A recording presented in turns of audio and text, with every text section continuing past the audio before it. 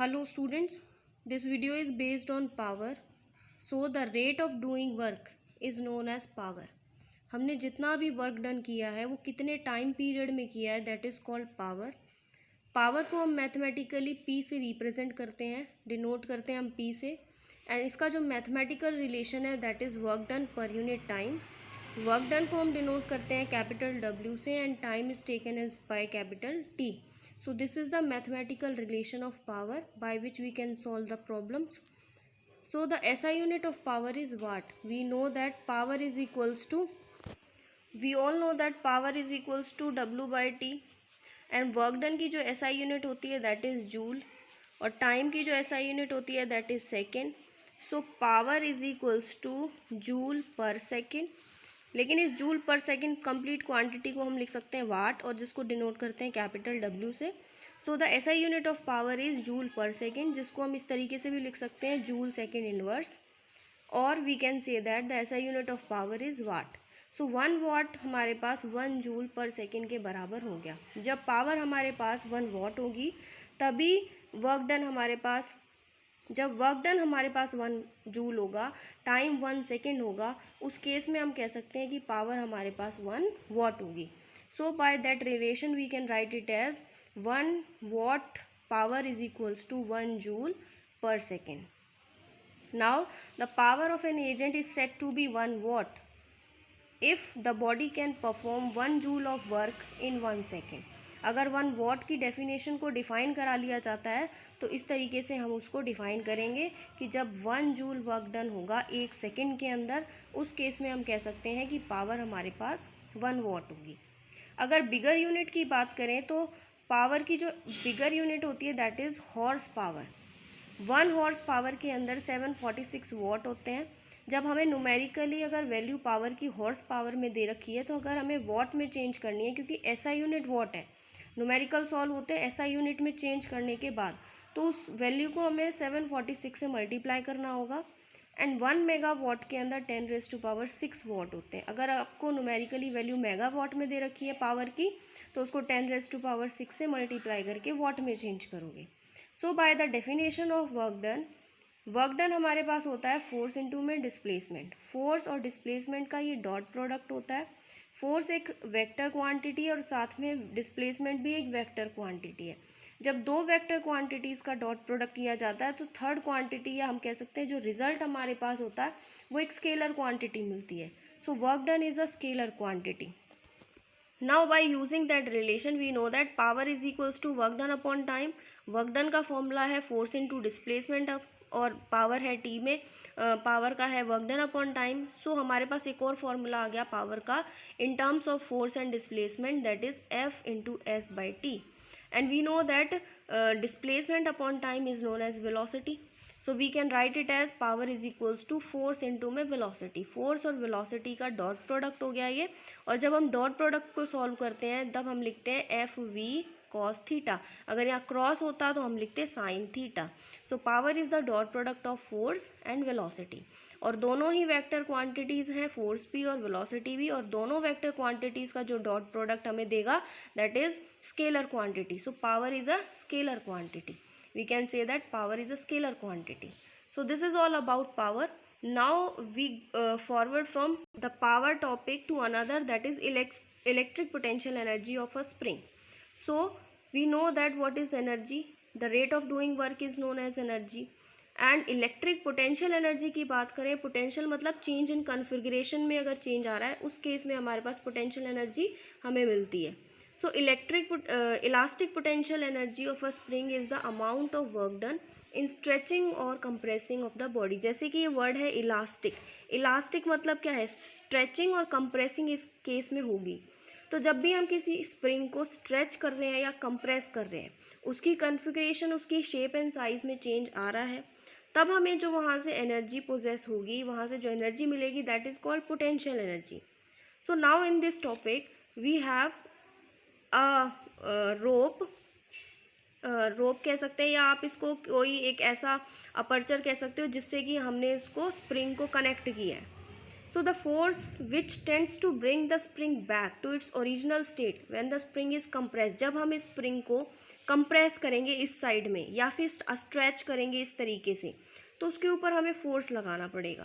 जब कंप्रेस करेंगे फोर्स हमें इनवर्ड लगाना पड़ेगा, जब स्ट्रेच करेंगे तो फोर्स हमें आउटवर्ड लगाना पड़ेगा। जब कंप्रेस करेंगे तो इसकी ओरिजिनल लेंथ के अंदर डिक्रीज आएगा, और जब एक्सपेंड करेंगे तो इसकी ओरिजिनल लेंथ से इसके अंदर इंक्रीमेंट आएगा। So that force is known as, जो कि when the spring is compressed और stretch is called restoring force. उस फोर्स को जो स्प्रिंग ने ले रखा है, जब हम उसको कंप्रेस कर रहे हैं और उसको स्ट्रेच कर रहे हैं, that is called restoring force. And according to Hooke's law, Hooke's एक साइंटिस्ट थे, उनके लॉ के अकॉर्डिंग जो रीस्टोरिंग फोर्स होता है वो डिस्प्लेसमेंट के डायरेक्टली प्रोपोर्शनल है।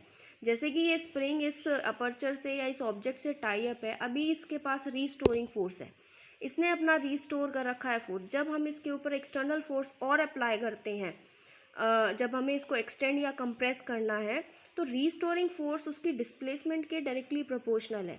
जितना ज़्यादा डिस्प्लेसमेंट होगा उतना ही ज़्यादा उस बॉडी की रीस्टोरिंग फोर्स होगी, जितना कम डिस्प्लेसमेंट हम करेंगे उस बॉडी का उतना ही कम रीस्टोरिंग फोर्स होगा। सो हम लिख सकते हैं force is directly proportional to displacement, क्योंकि डिस्प्लेसमेंट हमने एक्स किया जब उसको खींच रहे हैं या फिर उसको कंप्रेस कर रहे हैं। एंड इस डायरेक्टली प्रोपोर्शनैलिटी को हटाने के लिए हम यहाँ पे एक कांस्टेंट लगा रहे हैं, दैट इज डिनोटेड बाय के। के एक स्प्रिंग कांस्टेंट है। सो हमारे पास यहाँ से रिलेशन आ गया F is equals to K x. लेकिन यहाँ पे एक नेगेटिव साइन है। नेगेटिव साइन का मतलब क्या है, ये रीस्टोरिंग फोर्स को शो करता है, और रीस्टोरिंग फोर्स एक opposite to displacement. Restoring force जिधर भी हम डिस्प्लेसमेंट करेंगे, चाहे कंप्रेस करें चाहे उसको हम स्ट्रेच करें, उस डिस्प्लेसमेंट के अपोजिट में वो फोर्स लगेगा, that is called restoring force. इसीलिए यहाँ पे नेगेटिव साइन आया है। सो ये रिलेशन आ गया हमारे पास हुक्स लॉ से, F is equals to minus K X, और यहाँ पे के एक स्प्रिंग कॉन्स्टेंट है। So small amount of work done in stretching, जब हमने इसको स्ट्रेच किया या कंप्रेस किया, कुछ ना कुछ वर्क डन किया क्योंकि डिस्प्लेसमेंट हुआ है, फोर्स हमने लगाया, we know that work done is equals to force into displacement. लेकिन हमने कुछ अमाउंट, स्मॉल अमाउंट के लिए हम डी से डिनोट करते हैं। यहाँ पे डी डब्ल्यू और डी एक्स रिप्रेजेंट कर रहे हैं small amount of work done and small displacement को। और जब हमें टोटल निकालना पड़ता है तब हमें इसी रिलेशन को इंटीग्रेट करना होता है, और इंटीग्रेशन से हम total work done find out कर लेते हैं। So small amount of work done in stretching the spring is D W is equals to F dot D X. F dot D X dot product है, इसको हम solve करेंगे, F into D X cos 180 degree. Cos 180 degree कैसे आया, क्योंकि ये body है हमारे पास, ये अपनी इस ओरिजिनल पोजीशन में थी, जब हमने इसको खींचा इधर की साइड, एंगल कितने का बना, 180 डिग्री का। And we know that direct relation अगर हम देखें, F is equals to minus K X है हमारे पास, तो वहाँ से फोर्स की वैल्यू को हम इसमें पुट कर देंगे। 180 डिग्री की वैल्यू -1 होती है, जो कि इस रिलेशन में हमने पुट करी, तो D W is equals to minus F D X हो गया। एफ की वैल्यू हमने पुट करी फोर्स की, that is minus K x, तो माइनस से माइनस पॉजिटिव होके small amount of work done जो हमारे पास आया, दैट इज के x into D x. Now अब हमें total amount of work done निकालना है कि इस स्प्रिंग को हमने खींचने में कितना टोटल वर्क डन किया। सो टोटल के लिए हमें इंटीग्रेट करना होता है।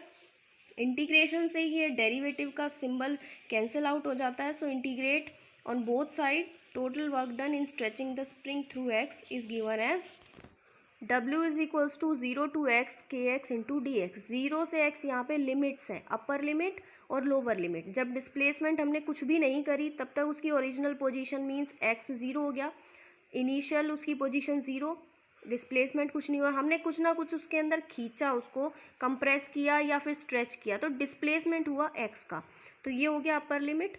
और this is the symbol of integration. यहाँ पे इंटीग्रेशन का सिंबल लगाया तो उससे डेरिवेटिव कैंसिल होके ही डायरेक्ट w लिख दिया। So w is equals to integration between the limit 0 to x K x into D X. K यहाँ पे स्प्रिंग कांस्टेंट है, जो कि डी एक्स के रिस्पेक्ट में कांस्टेंट का काम करेगा, इसीलिए इसको हमने बाहर लिख लिया, इंटीग्रेशन से बाहर लिख लिया। और इंटीग्रेशन हम जब किसी भी वैल्यू का करते हैं या किसी भी फंक्शन का करते हैं, तो उसमें क्या होता है, एक पावर ऐड होती है और उसी न्यू पावर से डिवाइड किया जाता है। तो यहाँ पे x हमारे पास गिवन है, जो कि वेरिएबल है विद रिस्पेक्ट टू dx। इसके अंदर एक पावर ऐड करेंगे, 1 + 1 हो जाएगा, और 2 इसकी ओरिजिनल पावर हो गई, तो 2 से इसको डिवाइड कर देंगे।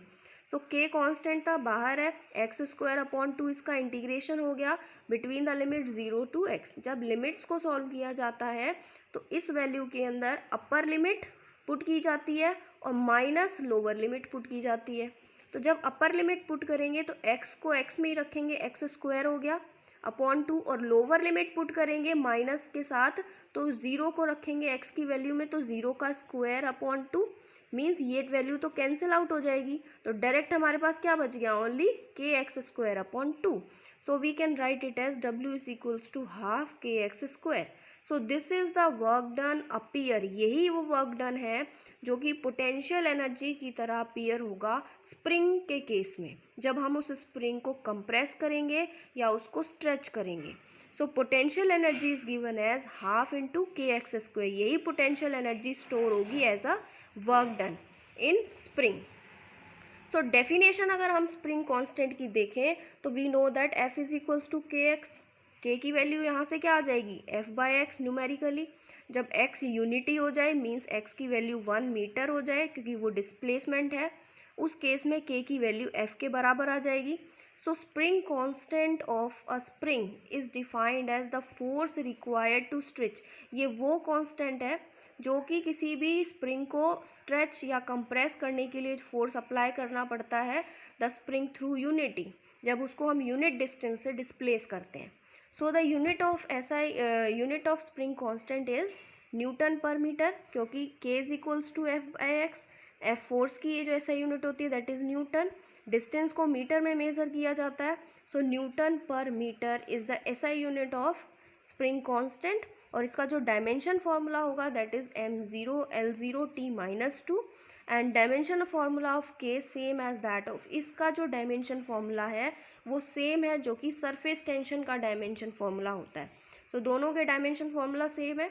अगर हम वेलोसिटी और डिस्प्लेसमेंट की बात करें इस केस के अंदर, क्योंकि वी नो दैट कि डिस्प्लेसमेंट और वेलोसिटी का जो ग्राफ होगा वो स्प्रिंग कांस्टेंट के केस में, इस पोटेंशियल एनर्जी के केस में हमें इस तरीके से मिलेगा पैराबोलिक, क्योंकि आप ये देख सकते हो हाफ के एक्स स्क्वायर कैसी इक्वेशन है, इक्वेशन स्क्वायर में, और जो कि मैंने फर्स्ट यूनिट से पहले मैथमेटिकल टूल्स में बताया था, इस तरह की हमारे पास अगर इक्वेशन हो तो हमारे पास जो ग्राफ आता है that is parabola. So this is all about power and potential energy of a spring.